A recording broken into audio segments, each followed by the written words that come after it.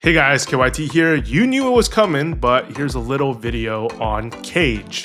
The TLDR for me on Cage is that it's another great ETF, a great addition to the all-in-one family of ETFs that we've been seeing over the last couple of years.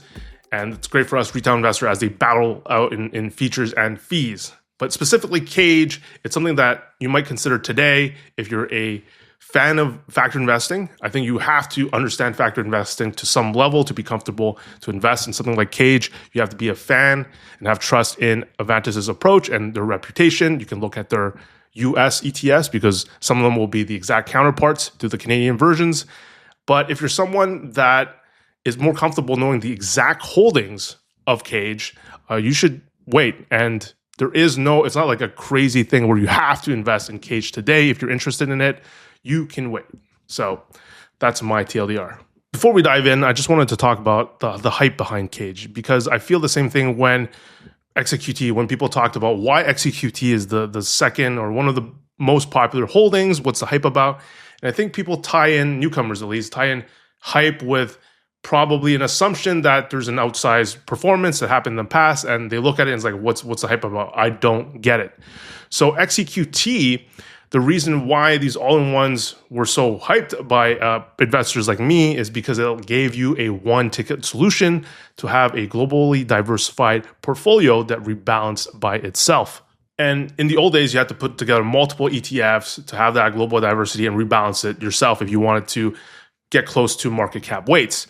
That is to no value to someone who actively invests, who actively picks their own stocks, their own ETFs, who sector rotates, right?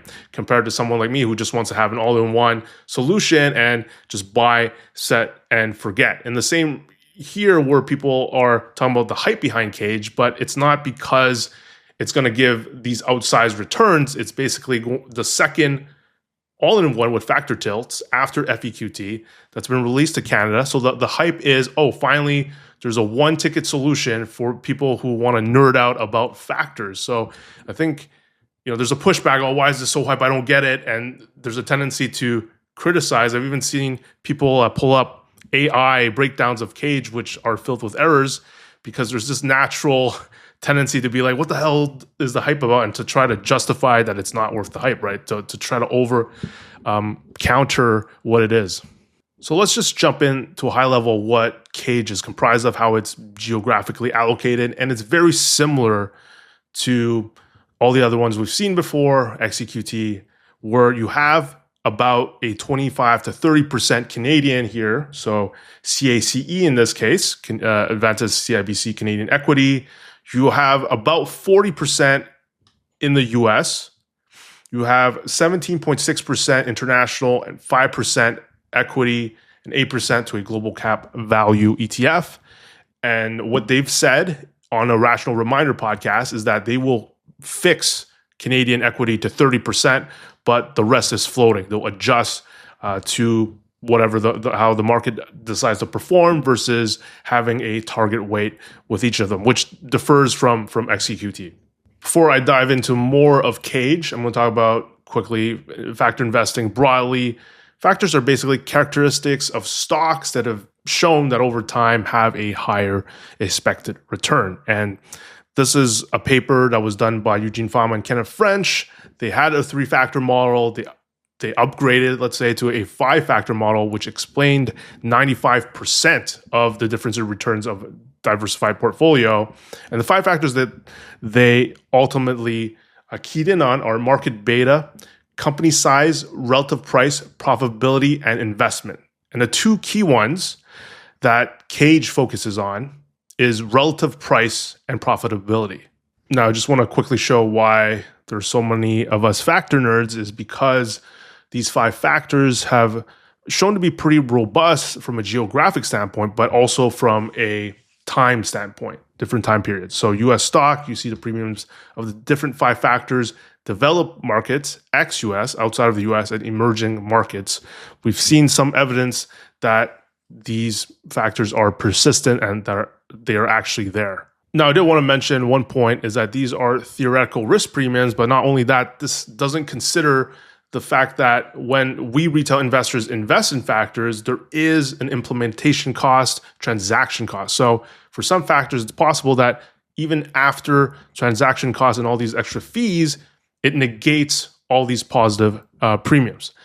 And another interesting note is that in the world of investing, people are constantly trying to come up with the next important or key factor, to the point where some have coined it a factor zoo. I think Ben Felix in one episode of Rational Reminder mentioned how there's over 300 risk factors being considered now. So pretty crazy out there, but this is one of these 5 are one of the more important and respected. So back to the strategy overview of Cage. We can read here. I'll read with you guys. Invest primarily in equity securities from developed and emerging markets through a portfolio of ETFs. The fund selects companies based on value and profitability characteristics, using a broad set of company financial fundamentals such as book value, earnings, and cash flow, together with current market prices, designed to provide a diversified global equity exposure in a single investment portion.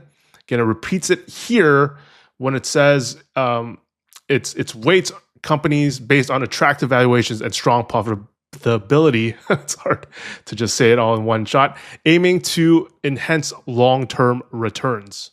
So to have some semblance of what's inside of these ETFs is to look at the existing US counterparts. The one that's completely new out of these is the Canadian one, but we can look at something like CAUS, the American version, which is AVUS.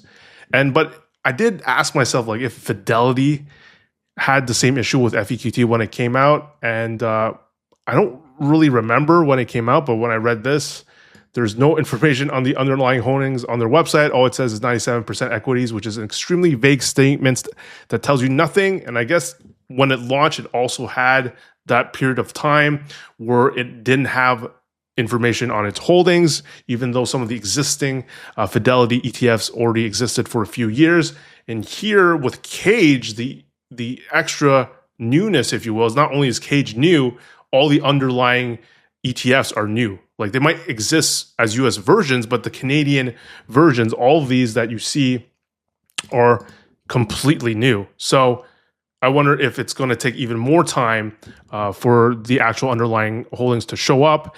And of course, if you care about them, just stay patient. You don't need to rush and like swap XEQT or something, right?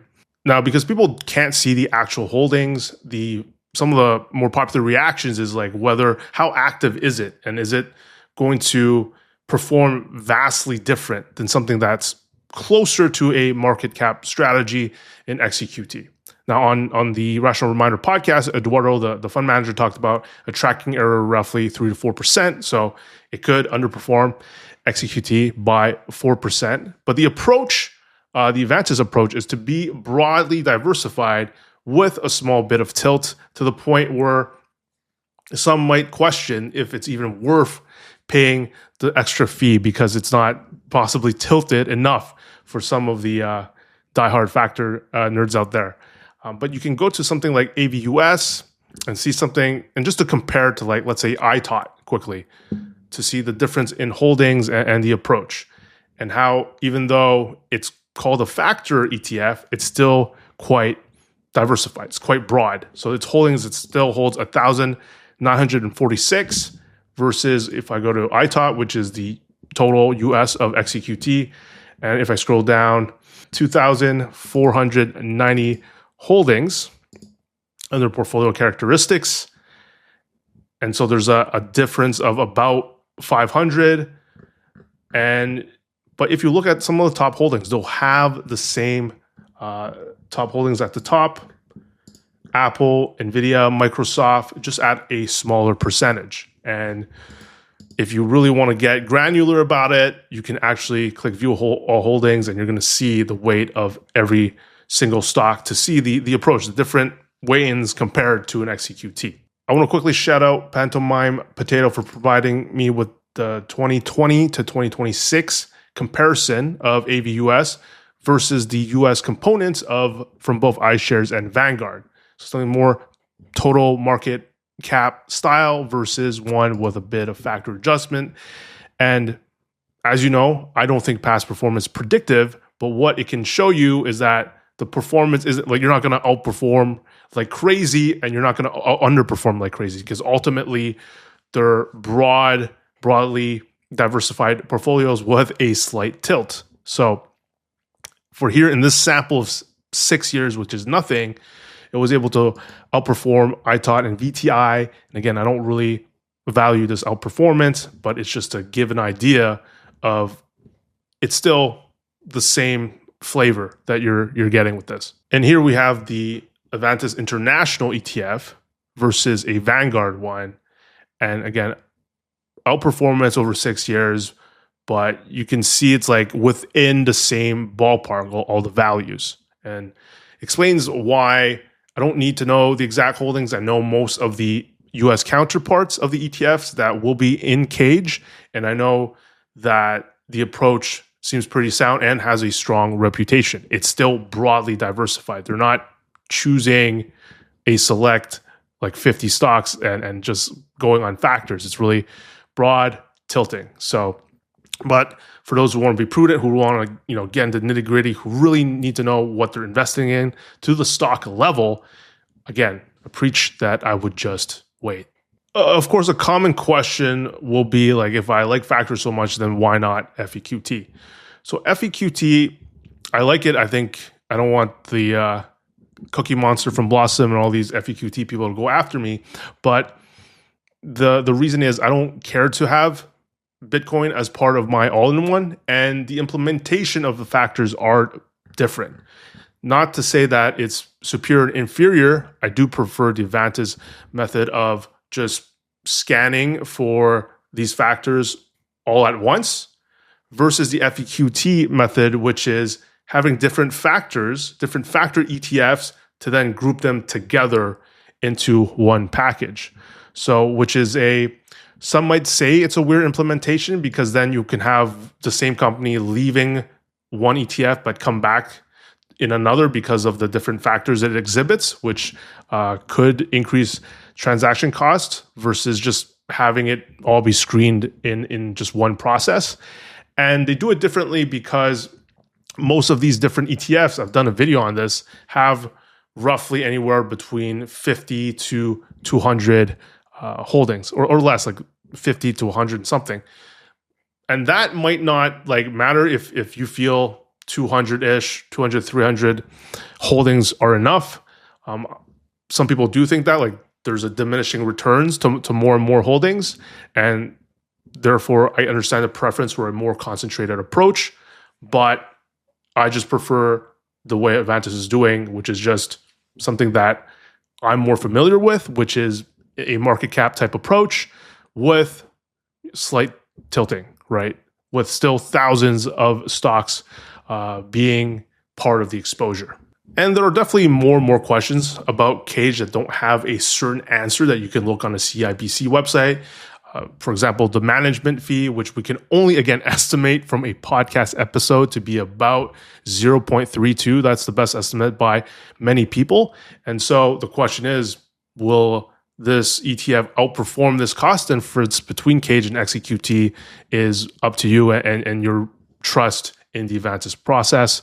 I encourage everyone to just not tail people on this. Don't tell me just because I have switched from XEQT to Cage. And as I've explained in this video, I think there's just too much of an urgency to have an answer now. Should I buy now or not? And just take your time is a mantra I've been repeating throughout this video. You don't need to decide whether you want to jump into Cage now. Learn about factor investing if you want to, but XEQT and the rest of the all-in-ones will do just fine if you're in a position to be in 100% equities, of course. And the three that I mentioned, the standard one, the classic XEQT, VQT, ZEQT, are still the number one ETFs. That family of ETFs will still be my main recommendation for most people because if they want to be in 100% stocks again, because you don't want something that they have to question during drawdowns, right? You want something that they can understand, a market cap approach, then these factors, and not understand why they might underperform. Are these factors going to persist? Does Avantis know what they're doing? All these questions wouldn't be someone that I would want someone to hold. Family member asked me, I'd just be look into all-in-ones, pick the one that matches your risk tolerance, and and go from there. It would be honestly would be my recommendation. But I just wanted to share, be transparent that I like Cage, I have Cage, and we'll see you in the next one.